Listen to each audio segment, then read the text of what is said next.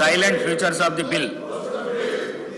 అధ్యక్ష, తెలంగాణ పంచాయతీరాజ్ చట్టం 2018 ప్రకారం రాష్ట్ర ఎన్నికల సంఘం స్థానిక సంస్థల ఎన్నికల నిర్వహణకు గాని జారీ చేసే ఎన్నికల నోటిఫికేషన్ తేదీ నాటికి సెక్షన్ 11(1) ప్రకారం అర్హత గల నమోదైన ఓటర్లు అందరూ ఎన్నికల్లో పాల్గొనడానికి మరియు ఓటు హక్కు వినియోగించుకోవడానికి అర్హత కలిగి ఉంటారు అధ్యక్ష. అయితే 2024 సంవత్సరం ఆగస్టు నందు ఎలక్షన్ కమిషన్ ఆఫ్ ఇండియా జారీ చేసిన ఆదేశానుసారం ఓటర్ల జాబితా పొందుటకు ఎలక్షన్ కమిషన్ ఆఫ్ ఇండియాకు 60 రోజులు ముందుగానే లేఖ రాయాలి అధ్యక్ష. తదుపరి అప్పటి వరకు అందుబాటులో ఉన్న ఓటర్ల జాబితా అసెంబ్లీ నియోజకవర్గాల వారీగా ఇస్తారు. స్టేట్ ఎలక్షన్ కమిషన్కి సొంత ఓటర్ల జాబితా లేదు. ఓటరు నమోదు ప్రక్రియ ఎలక్షన్ కమిషన్ ఆఫ్ ఇండియా నిరంతరం చేపడుతుంది. కావున 60 రోజులు ముందుగానే లేఖ రాసిన తదుపరి ఎలక్షన్ కమిషన్ ఆఫ్ ఇండియా జారీ చేసిన ఓటర్ల జాబితా అసెంబ్లీ నియోజకవర్గం వారీగా వాటిని ఆధారంగా చేసుకొని రాష్ట్ర ఎన్నికల సంఘం ఎన్నికల నిమిత్తం నోటిఫికేషన్ జారీ చేస్తుంది అధ్యక్ష.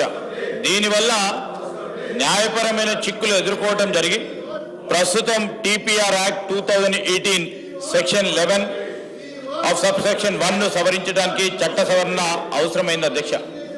కావున ఎన్నికల నోటిఫికేషన్ ఇచ్చే నాటికి rule 22 of registration of electoral rules 1960 ప్రకారం అప్డేట్గా ప్రచురింపవలసిన ఓటర్ల జాబితాను ప్రామాణికంగా తీసుకొని సంబంధిత ఓటర్లకు ఎన్నికల పాల్గొనడానికి అవకాశం ఉండే విధంగా మరియు సాధ్యమైనంత వరకు ఎన్నికల నోటిఫికేషన్ జారీ అయ్యే నాటికి ఓటర్లను తీసుకోవడానికి కానీ ప్రస్తుతం సెక్షన్ 11(1) చట్ట సవరణకి ప్రతిపాదించబడేదైంది అధ్యక్ష. దీనివల్ల ఎలాంటి న్యాయపరమైన చిక్కులు కలిగే అవకాశం ఉండకూడదని ఈ బిల్లు యొక్క సారాంశం అధ్యక్ష. కావున ఈసీఐ జారీ చేసిన అప్డేటెడ్ మరియు ప్రచురింపబడ్డ ఓటర్ల జాబితా ఆధారంగా రాష్ట్ర ఎన్నికల సంఘం ఎన్నికల నోటిఫికేషన్ జారీ చేస్తూ ఉన్నది. దీనికి సంబంధించిన అంశం విషయంలో అందరికీ కూడా ఎన్నికలు ప్రజాస్వామ్యంలో పాల్గొనడానికి యాజ్ ఫార్ యాజ్ పాసిబుల్ అనే క్లాజ్ను పెట్టడం, అదే చిన్న చట్ట సవరణ చేయడం జరిగింది అధ్యక్ష. దీనికి కూడా అందరు సభ్యులు కూడా అనుమతిస్తారని ఆశిస్తా ఉన్నాను. నేను అదేవిధంగా గౌరవ సభ్యులను కోరుతా ఉన్నాను, దయచేసి స్పీకర్ గారి చైర్కి సహకరించమని.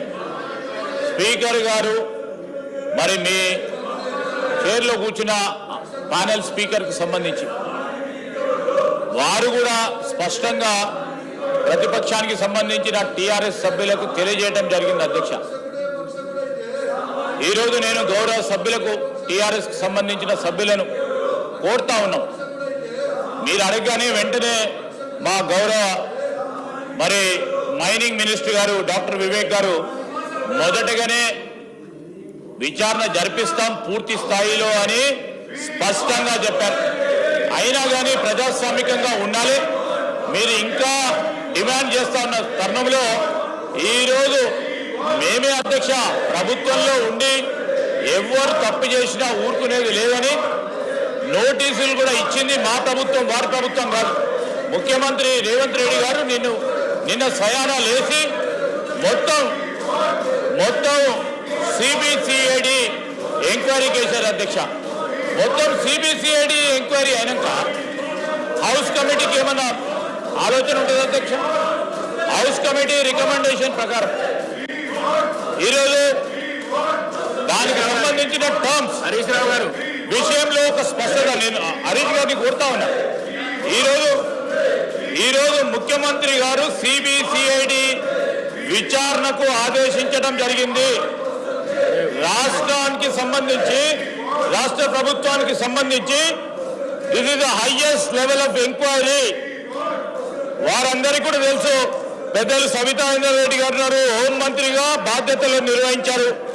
CBCID enquiry is the highest form of enquiry which can be ordered by the state government అధ్యక్ష. దానికంటే పెద్దది ఉండదు.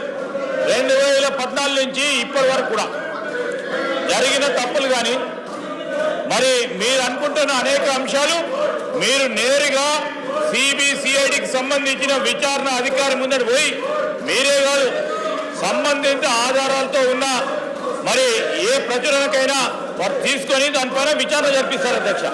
కేవలం ఈరోజు సభను అడ్డుకోవాలని సభాపరంగా పూర్తి స్థాయిలో అడ్డుకునే కార్యక్రమం చేయాలని రాష్ట్ర ప్రజలకు సంబంధించిన బడ్జెట్ సంబంధించిన అంశం మేము వారిని అప్పీల్ చేస్తా ఉన్నాం. As a legislative minister and appealing to my colleagues here అధ్యక్ష.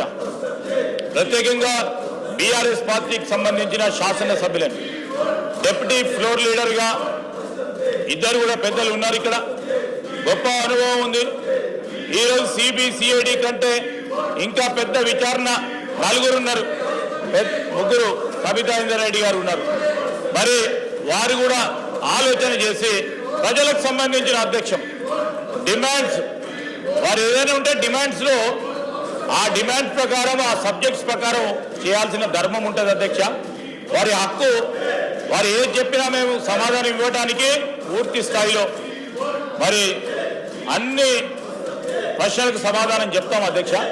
డిమాండ్స్ పక్షాన అందరూ గౌరవ మంత్రులు ఉన్నారు. చాలా మంది శాసనసభ్యులు ఈ డిమాండ్స్ పక్షాన పాల్గొనాలని ఎదురు చూస్తూ ఉన్నారు. దయచేసి అర్థం చేసుకొని ఈరోజు సిబిసిఐడి ఎంక్వైరీ చేసిన తర్వాత కూడా ఇదే విధమైన డిమాండ్ పెట్టడం సరికాదు. ఈరోజు చైర్కు సహకరించాలని సభ సజావుగా జరగడానికి సహకరించాలని మా పక్షాన వారిని కోరుతా ఉన్నాం అధ్యక్ష.